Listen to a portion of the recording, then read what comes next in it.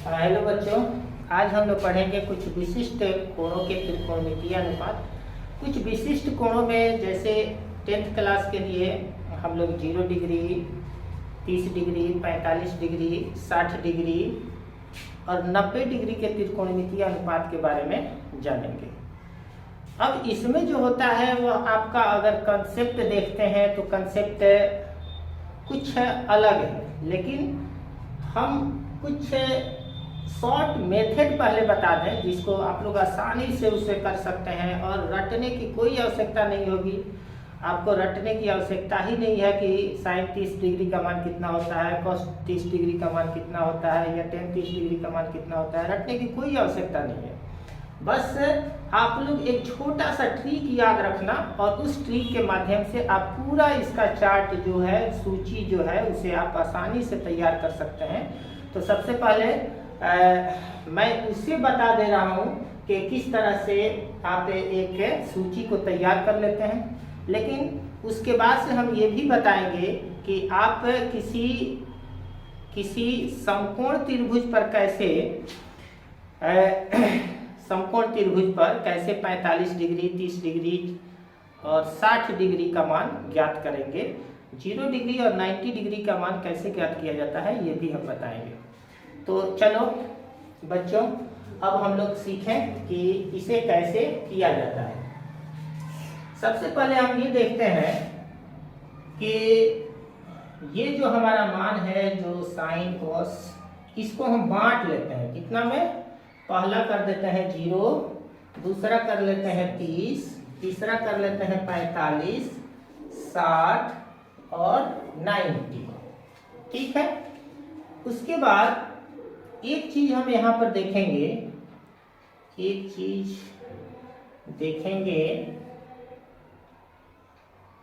आप लोग ध्यान से देखिए इसको। यहाँ हम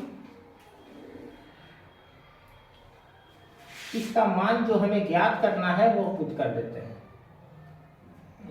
यहाँ पुट कर देते हैं 0 डिग्री, 30 डिग्री, 45 डिग्री, 60 डिग्री और एक कर लेते हैं 90 डिग्री। अब ध्यान से देखिए, ये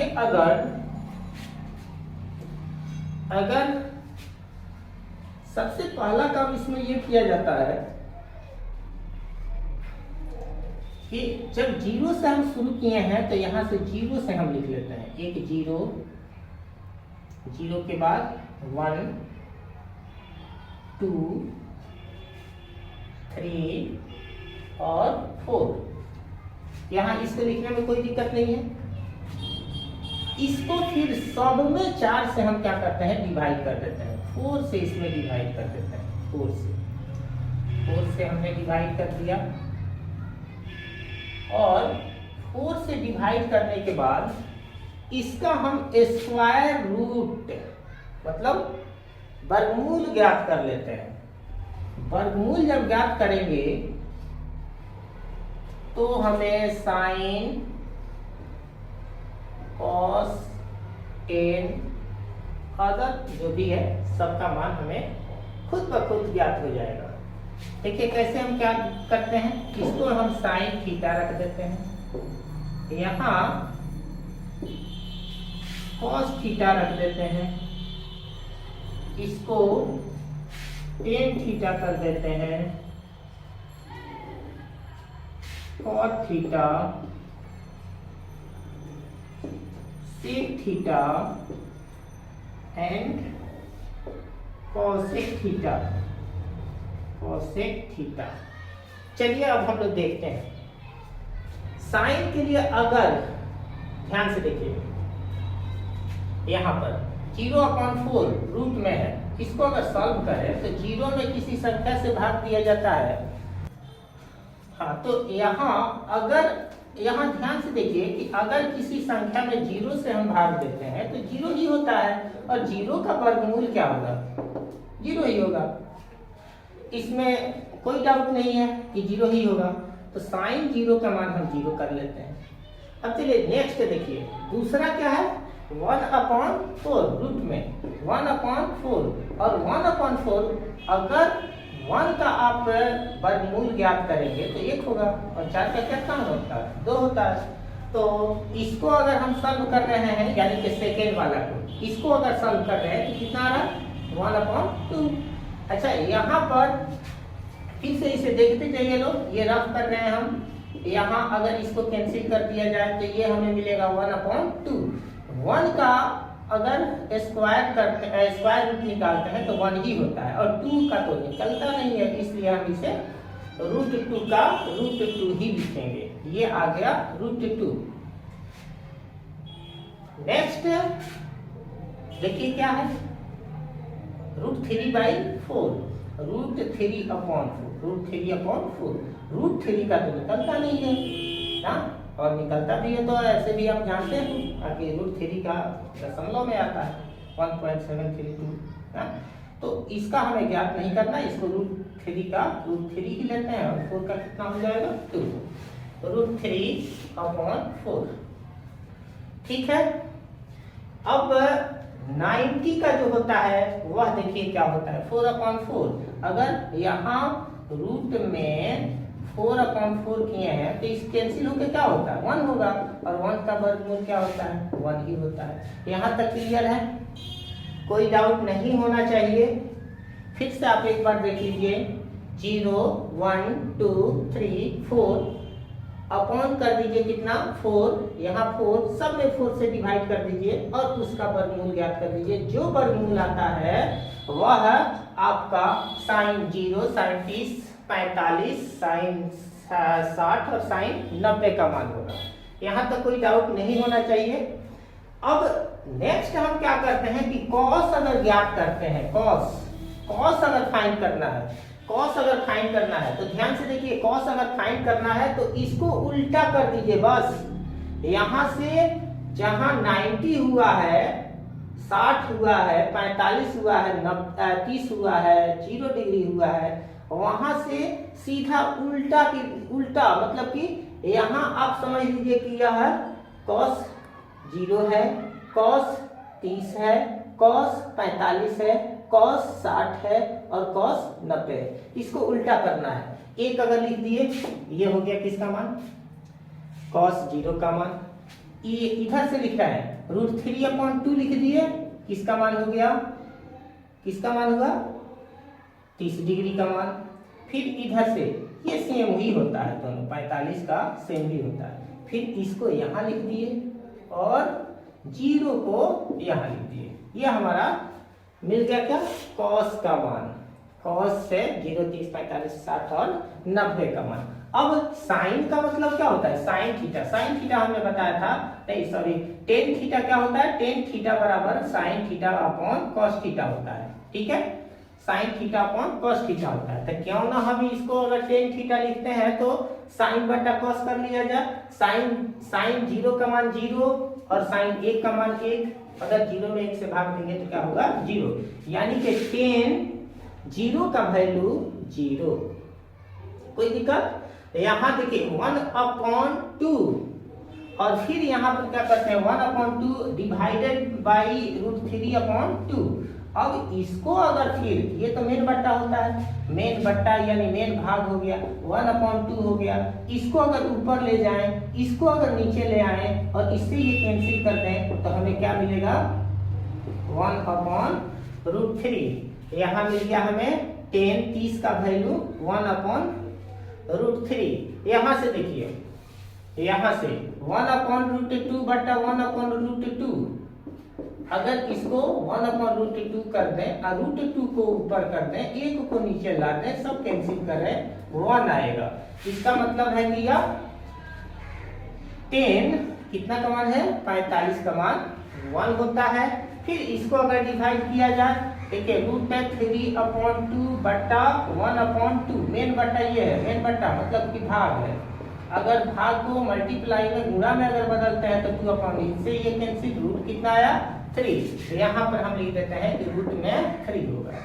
अब 1/0 हम लोग पहले से ही जानते हैं कि अगर कोई भी भिन्न में कोई भी परिमेय संख्या का अंश यानी हर जीरो हो जाए, अगर हर जीरो हो जाए, तो अगर ये जीरो हो जाएगा तो इसे अपरिभाषित मान लिया जाता है। जब भी बट्टा में जीरो आ जाए उसे अपरिभाषित मान लिया जाता है कि ये अपरिभाषित है। ये भी समझ में आ गया होगा। और अब तो सब कुछ क्लियर हो गया। जब 3 आप समझ गए, साइन कॉस टेन, तो मेरे ख्याल से आप लोग को पहले भी, इसके पहले वाले वीडियो में भी हमने बताया था कि साइन जो होता है वह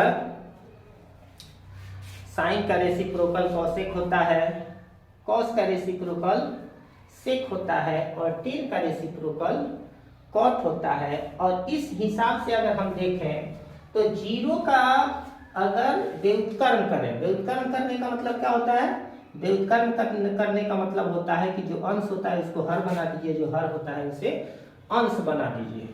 तो इसको अगर हम उल्टा करें, मान लीजिए एक अगर एक 0/1 है, अगर 0/1 है, इसका अगर उल्टा किया जाए तो 1/0 होगा, और 1/0 होगा, फिर तो आ गया नीचे 0, मतलब कि 1/0 है। तो 1/0 का अगर उल्टा करेंगे तो 0/1 का उल्टा करेंगे तो 1/0 होगा। हमने अभी बताया कि जिस भिन्न का या परिमेय संख्या का हर जीरो हो जाए उसे अपरिभाषित संख्या मान लिया जाता है। तो हम फिर इसको अगर उल्टा करेंगे तो इसे भी हम अपरिभाषित संख्या मान लेंगे। ये भी हो गया अपरिभाषित, अपरिभाषित, ठीक है, अपरिभाषित। इसको उल्टा कीजिए तो √3/1 होगा, और √3/1 का मतलब का √3 ही हुआ है। 1/1 का उल्टा 1 ही होगा।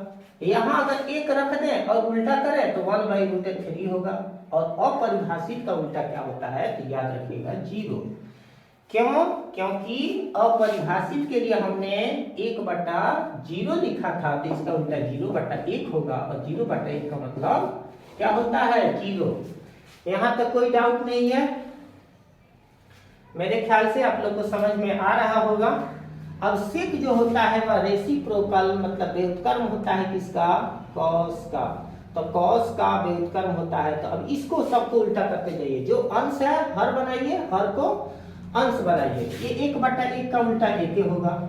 √3/2 का अगर उल्टा करें, मतलब कि अंश को हर को अंश करें, तो 2/√3 हो जाएगा, इसका रूट में 2 हो जाएगा, इसका 2 हो जाएगा, और 0/1 1/0 हो जाएगा। और 0 जब जैसे ही हर में आए, डिनोमिनेटर में आए, तो उसको अपरिभाषित मान लिया जाता है कि ये अपरिभाषित है। ठीक। अब चलिए, साइन का रेसिप्रोकल कॉसेक होता है, तो साइन का कॉसेक अगर होगा तो कॉसेक का हम कैसे लिखते हैं? देखिए 0/1 1/0 क्या होगा? अपरिभाषित, अपरिभाषित। 1/2 2/1 2/1 का मतलब 2 ये होगा। √2/1 तो √2 ही होगा। 2/√3 2/√3 और 1/1 का। ये देखिए, कुछ भी नहीं करना है, ना ही आपको रटने की आवश्यकता है। रटना तो है ये नहीं है, बस एक केवल ये सेट कर लीजिए अपने कॉपी में कि 0/4 1/4 2/4 3/4 4/4। इतना किस बच्चे को याद नहीं रहेगा? मेरे ख्याल से सभी बच्चों को याद रहेगा। वर्गमूल भी सभी लोग पढ़े हैं। अगर 0/4 करेंगे 0 होगा, 0 का वर्गमूल जो भी है जैसे वर्गमूल ज्ञात कर लेंगे। आपका साइन पहला 0, साइन 30, साइन 45, साइन 60, साइन 90, इतना ही का मान ज्ञात कर लीजिए। और ज्ञात करने के बाद से जैसे ही इसको दायां से चल रहे थे, अब अगर बायां से चलना प्रारंभ कर देंगे तो आपका कॉस का मान निकलता जाएगा। बट्टा इतना, बट्टा इतना, इतना बट्टा इतना करते जाइए, आप देखिएगा कि 10 का मान ज्ञात हो जाएगा। जब ये तीनों ज्ञात हो जाए तो कॉट 10 का उल्टा होता है सेक, कॉस का उल्टा होता है और कॉसेक साइन का उल्टा होता है। और इस प्रकार से आपका ये पूरा वैल्यू जो 10th क्लास के लिए अनिवार्य है, जिसको अगर आप नहीं जानते हैं तो आपका 2 या 4 नंबर का क्वेश्चन तो जरूर बोर्ड के एग्जाम में छूट ही जाना है। तो इसलिए इसको रट्टिए मत, रट्टा मत मारिए, बशर्ते कि इस रूल को याद रखिए। और रूल को याद रखने के बाद से आप आसानी से अगर एग्जाम में भी बैठे हैं तो आसानी से आप इस चार्ट को तैयार कर लेंगे और तैयार करके आप जो भी क्वेश्चन आया होगा उसे आप हल कर सकते हैं। दूसरी बात यह कि अगर इसका कंसेप्ट जो है, जिस तरह से कंसेप्ट होता है कि किस प्रकार से ये 30 आया, ये 0 आया, कैसे 1/2 आया, कैसे 45 का मान जो है 1/√2 आया, अगर इसको आप जानना चाहते हैं तो हम इसको एक समकोण त्रिभुज बनाकर और उसे बखूबी अच्छा से उसको समझा दे रहे हैं, ताकि अगर आप कंसेप्ट समझना चाहते हैं तो समझ सकते हैं, अन्यथा ये आपके लिए पर्याप्त है। साइन 45 और कॉस 30 का मान कैसे याद करते हैं, अभी हमने बताया था कि वो चार्ट जो भी है उसको देख लीजिएगा कि साइन 45 का मान 1/√2 होता है और कॉस 30 का मान √3/2 होता है। अगर इसको देखते हैं एलसीएम निकाल करके तो 2√2 होगा, इससे ये कैंसिल होगा, 2 से 1 में गुणा करेंगे तो 2 हो जाएगा, 2 से 2 कैंसिल हो गया और √2 में √3 से गुणा करेंगे तो √6 हो जाएगा। अगर आप चाहते हैं कि इस यहाँ जो अपरिमेय संख्या है वह अपरिमेय न रहे, परिमेयकरण इसका करना चाहते हैं तो कर दीजिए। इसमें क्या करना है कि हम पहले से भी जानते हैं कि कोई भी भिन्न ले लीजिए या कोई भी परिमेय संख्या ले लीजिए, उसके अंश और हर में किसी एक संख्या से गुणा या भाग करने पर उसके मान में कोई परिवर्तन नहीं होता है। अब यहाँ पर 2 प्लस में √6/2√2, इसमें हम क्या करते हैं कि अगर √2 से मल्टीप्लाई कर दें अंश और भाग दोनों में, तो ये 2 √2 में 2 से करेंगे तो 2√2 और इसमें करें तो कितना होगा ना, देखिए कितना होगा 2√3 हो जाएगा। अपॉन में कितना हुआ 2 × 2। अब ये कितना, इसमें से अगर देखिए 2 अगर बाहर निकल रहा है तो ये हो गया 2 प्लस √3 अपॉन में 2 से 2 कैंसिल कर लीजिए, यहाँ पर √2 प्लस √3/2, ये आपका आंसर आया। चलिए एक और एग्जाम्पल लिया जाए। नेक्स्ट एग्जाम्पल हम लोग देखें। नेक्स्ट एग्जाम्पल बहुत इम्पोर्टेंट है, ये बहुत इम्पोर्टेंट एग्जाम्पल है। ऐसे एनसीईआरटी का तो प्रत्येक क्वेश्चन जो होता है वो बहुत इम्पोर्टेंट होता है आपके बोर्ड के एग्जाम की दृष्टि से। ऐसी बात नहीं है कि एग्जाम्पल जो है वो नहीं पढ़ेंगे, एग्जाम्पल से क्वेश्चन एग्जाम में नहीं आएगा, ऐसा आप लोग मत सोचना।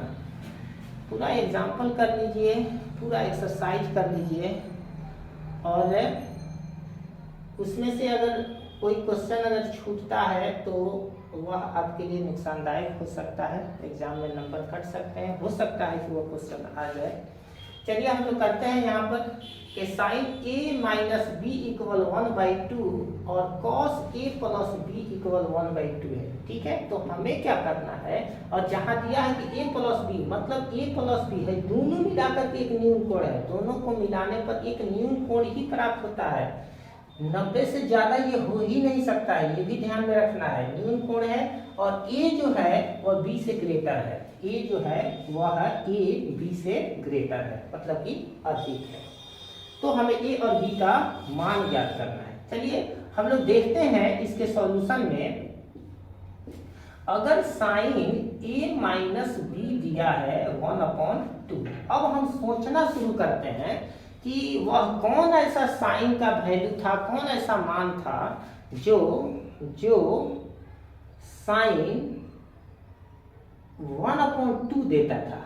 साइन का कौन सा कोण का मान जो उसका वैल्यू, उसका मान 1/2 देता था। आप लोग अगर उस चार्ट को देखेंगे तो देखेंगे कि 30 का मान होता था। यहाँ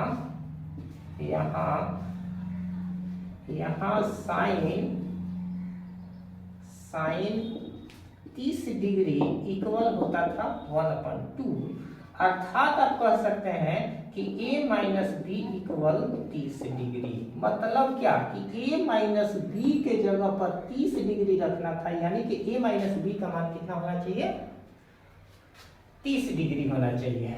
आगे बढ़ते हैं, cos a प्लस बी, और cos कितना का मान देता है, a plus B equal 1/2। cos कितना डिग्री का मान 1/2 देता है, तो ये 60 का मान होता है, 60 का। अर्थात हम लिख देते हैं a plus B equal 60 degree.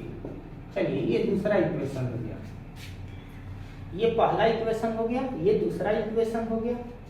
अब यहां से हम लोग क्या करेंगे कि जैसे दो चर वाले रैखिक समीकरण आप लोग इसके पहले पढ़ चुके हैं, उससे तरह से ही इस क्वेश्चन को हम लोग सॉल्व करेंगे कि समीकरण एक और दो को जोड़ने पर हमें क्या मिलेगा, जोड़ने पर।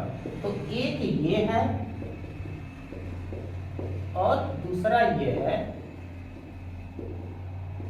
अगर इसको जोड़ा जाए तो इससे ये कैंसिल हो जाएगा, माइनस है प्लस है, ए जोड़िए 2a है, 60 और 90 है, ए बराबर क्या हो जाएगा 90/2, कैंसिल कीजिए कितना आया 45 डिग्री। ए का मान हमें पता हो गया 45 डिग्री। अब ए का मान जो है, ए का मान किसी भी समीकरण में, मान समीकरण 1 में रखिए, 2 में रखिए, कोई बात नहीं है, का मान समीकरण 1 में रखने पर, अगर हम समीकरण 1 में इस मान को रखें तो 1 में a का मान 45 डिग्री है, तो यहाँ अगर 45 डिग्री रख दिया जाए, 45 डिग्री माइनस में b बराबर 30। अगर 45 को इस साइड लाए माइनस में आएगा, अगर आप घटाएं तो माइनस 15 डिग्री। ठीक है, इस माइनस से माइनस कैंसिल, b का मान आपका आ गया 15 डिग्री। अर्थात यहां लिख देते हैं, अर्थात a बराबर आया, a बराबर 45 डिग्री और b बराबर 15 डिग्री। इस तरह से आप क्वेश्चन को सॉल्व करेंगे अगर ऐसा क्वेश्चन मिल जाता है तो।